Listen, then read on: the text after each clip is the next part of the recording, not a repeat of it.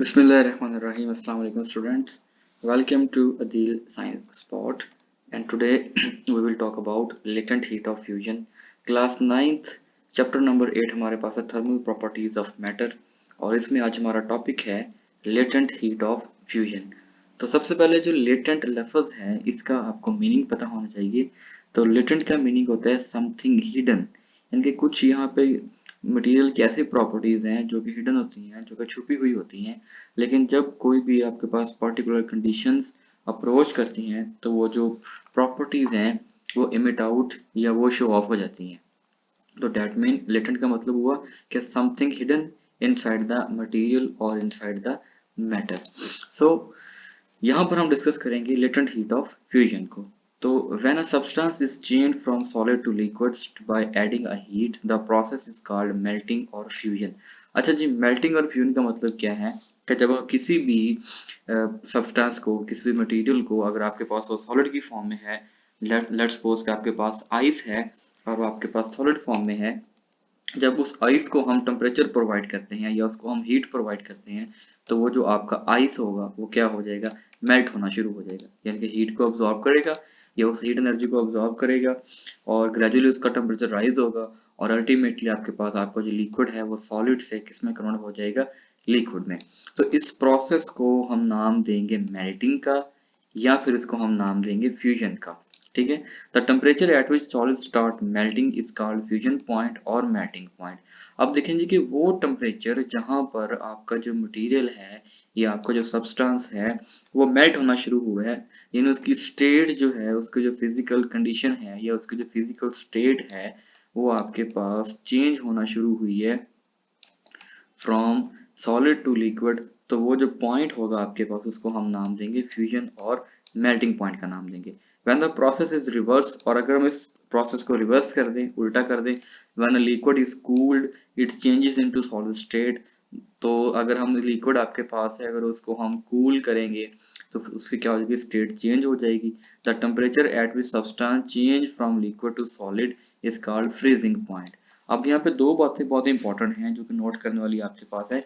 कि सबसे पहले ये है कि अगर आपके पास एक मटेरियल है जो कि सॉलिड फॉर्म में है, उसको आपने हीट किया और हीट करके आप उसको लिक्विड फॉर्म में ले गए हैं, तो उसके लिए हमें जो हीट रिक्वायर्ड होगी या उस पॉइंट पर उस मटेरियल का जो टेम्परेचर आपके पास होगा उसको हम नाम देंगे मेल्टिंग टेम्परेचर या फिर फ्यूजन टेम्परेचर का नाम देंगे, या फिर उसको हम फ्यूजन पॉइंट का नाम देंगे या फिर उसको हम मेल्टिंग पॉइंट का नाम देंगे. वो पॉइंट या वो वैल्यू ऑफ टेम्परेचर जहां पर आपका जो मटेरियल है वो सॉलिड से किस में कन्वर्ट हो गया है, लिक्विड में. और अगर इसके हम रिवर्स प्रोसेस चले जाएं कि लिक्विड आपके पास मौजूद था और वो किस में कन्वर्ट हो गया है, सॉलिड में कन्वर्ट हो गया है, तो फिर वो जो आपके पास जो हमें हीट रिक्वायर्ड होगी या जो अमाउंट होगी या जो वैल्यू होगी उसको हम नाम देंगे फ्रीजिंग पॉइंट का नाम देंगे.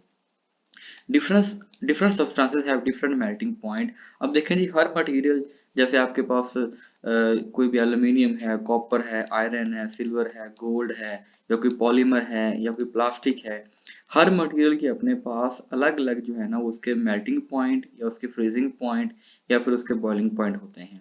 तो इसकी फिर डेफिनेशन आपके पास क्या बनेगी, the heat energy required to change unit mass of a substance from solid to liquid state its melting point without changing its temperature is called latent heat of fusion. यानी कि आपके पास कोई भी यूनिट मास है, फर्ज करें कि आपके पास 1 किलोग्राम ऑफ मास है किसी भी सब्सटेंस का और हमने उसका टेम्परेचर जो है वो राइज कर दिया है फ्रॉम 1 केल्विन. ठीक है. तो इस टेम्परेचर राइज के दौरान आपका जो मटेरियल है उसकी फिजिकल स्टेट में कोई चेंज नहीं आया, यानी कि उसकी जो हालत है उसमें किसी किस्म की कोई तब्दीली नहीं आई है, तो फिर इसको हम नाम देंगे लेटेंट हीट ऑफ फ्यूजन का नाम देंगे. इसको हम डिनोट करते हैं जी HF के साथ और इसका फार्मूला आपके पास हो जाएगा HF is equal to delta Q over M. और अगर हम यहाँ से हीट ऑफ फ्यूजन को निकालना चाहें तो ये आपके पास वैल्यू इधर आ जाएगी, तो डेल्टा क्यू आपके पास हो जाएगा m into H F. Ice changes at 0 degree into water, यानी कि 0 डिग्री पर आपका जो आइस है वो किस में कन्वर्ट हो जाएगा, वाटर में कन्वर्ट हो जाएगा.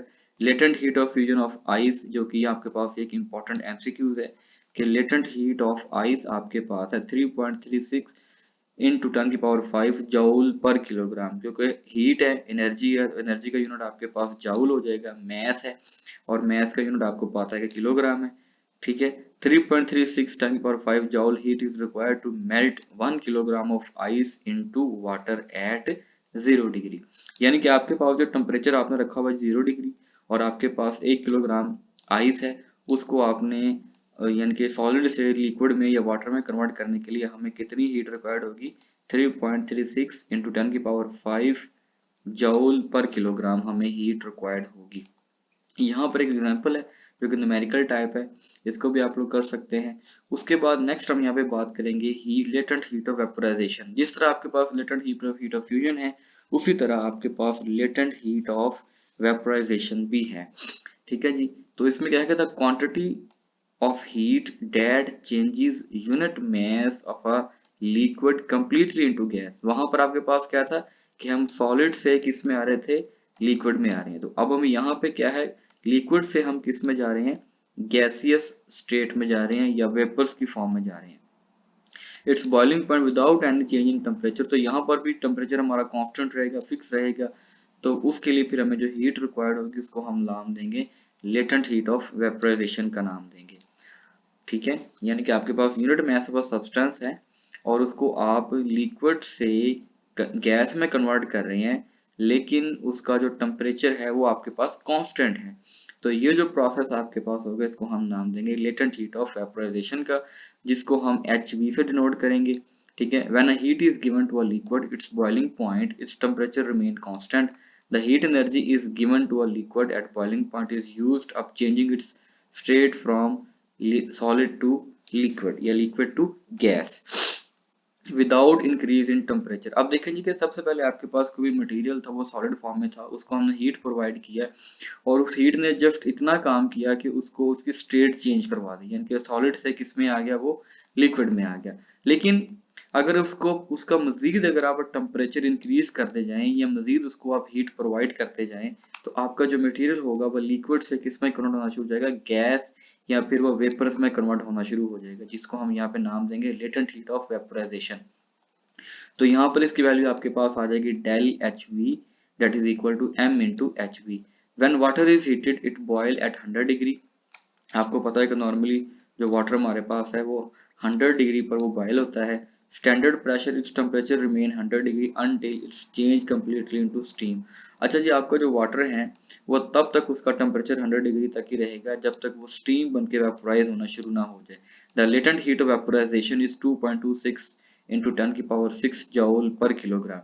अब इसका मतलब ये कि latent heat of vaporisation of water फिर आपके पास कितनी हो जाएगी, 2.26 इंटू 10⁶ जूल पर kilogram. 1 kilogram of water required 2.26 into 10⁶ joule heat to change completely into gas or steam at its boiling point। ठीक है जी, तो ये आपके पास हो जाएगी लेटेंट हीट ऑफ वाटर, आपके पास हो जाएगी जब उसको हमने वेपोराइजेशन की फॉर्म में कन्वर्ट करना है। यहाँ पर कुछ टेबल बना है, कुछ आपको मटेरियल बताए गए हैं, उनका आप मेल्टिंग पॉइंट भी मेंशन किया गया है, बॉइलिंग पॉइंट भी मेंशन किया गया है, हीट ऑफ फ्यूजन भी लिखा गया है और हीट वेपोराइजेशन भी लिखा गया है। नॉर्मली यहाँ पे एल्यूमिनियम को पेपर के लिहाज से इंपॉर्टेंट है, इसके बाद कॉपर आपका पेपर के लिहाज से इंपॉर्टेंट है, ऑक्सीजन एंड वाटर, ये 2-4 MCQs के तौर पे आपको वो पूछ सकता है। तो डियर स्टूडेंट्स, आप इस टेबल को भी लाजमी फोकस कीजिएगा और इस एग्जाम्पल को भी फोकस कीजिएगा। नेक्स्ट हमारे पास जो टॉपिक आ रहा है डेट इज द इवेपोरेशन। अब इवेपोरेशन का मतलब ये होता है कि किसी भी लिक्विड की सरफेस से जो मॉलिक्यूल्स हैं उनका एस्केप हो जाना। अब यहाँ पे आपको डायग्राम दिखाई गई है। Evaporation is the escaping out of a fast moving water molecule from the surface of liquid without heating। यानी कि अगर आप किसी भी लिक्विड को हीट अप नहीं कर रहे लेकिन फिर भी उसके अंदर केमिकल रिएक्शंस की वजह से, केमिकल चेंजेस की वजह से या इन्वायरमेंटल इफेक्ट्स की वजह से उस लिक्विड की सरफेस के ऊपर जो फास्ट मूविंग इलेक्ट्रॉन्स होते हैं वो क्या काम करेंगे, उस सरफेस को छोड़ के वेपोराइज या वो इवेपोरेट होना शुरू हो जाएंगे। तो फिर इस प्रोसेस को हम नाम देंगे इवेपोरेशन का नाम देंगे। ठीक है जी, आप यूं क्या समझिए कि जैसे भी आपके पास गीले कपड़े थे और उनको आपने किसी भी वायर के ऊपर हैंग कर दिया है कमरे के अंदर, और कुछ टाइम के बाद क्या होगा कि आपके वो जो कपड़े हैं वो ड्राई अप हो जाएंगे, वो कपड़े आपके खुश्क हो जाएंगे। इसका मतलब ये हुआ कि उन कपड़ों के सरफेस के ऊपर जो फास्ट मूविंग मॉलिक्यूल्स थे वो क्या हो गए, एस्केप हो गए एनवायरनमेंट में।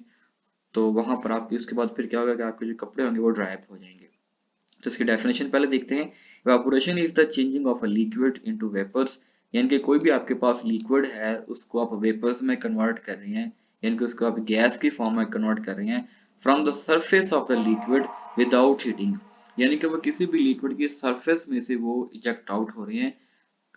कब इजेक्ट आउट हो रहे हैं कि हमने उस मटेरियल को क्या किया है कि उसको हमने हीट प्रोवाइड नहीं किया, without influence of the heat वहां से आपके जो मटेरियल्स हैं, वो जो मॉलिक्यूल्स हैं वाटर के, वो स्केप आउट हो रहे हैं। यहाँ पर एक उन्होंने एक्टिविटी बताई गई है कि take some water in a dish, the water in the dish will disappear after some time. It is because the molecule water are in constant motion and possess kinetic energy. अब जाहिर बात है कि water के molecule आपस में collide कर रहे हैं और उनके पास जो एनर्जी आपके पास मौजूद है वो कौन सी एनर्जी होगी, काइनेटिक एनर्जी होगी। Fast moving molecule escape out from the surface of the water and goes into the atmosphere, यानी कि उस वाटर मॉलिक्यूल की सरफेस के ऊपर कुछ फास्ट मूविंग इलेक्ट्रॉन्स होंगे या फास्ट मूविंग मॉलिक्यूल्स होंगे वाटर के, जो वहां से क्या हो जाएंगे, आपके इन्वायरमेंट में escape आउट हो जाएंगे। Unlike boiling, evaporation takes place at all temperature but only from the surface of the liquid. जिस तरह हम बॉयल करते हैं तो बॉयल करने से हम क्या होता है कि हम किसी भी मटेरियल का टेम्परेचर राइज कर रहे होते हैं। जब टेम्परेचर राइज कर रहे होते हैं उस मटेरियल की सरफेस से जो फास्ट मूविंग इलेक्ट्रॉन है वो इजेक्ट आउट हो जाते हैं। लेकिन यहाँ पे क्या है कि यहाँ पर इवेपोरेशन जो है वो किसी भी टेम्परेचर पर हो सकती है from the surface of the liquid. इसका मतलब ये कि इवेपोरेशन का जो प्रोसेस है वो स्टार्ट होता है from the surface of the liquid.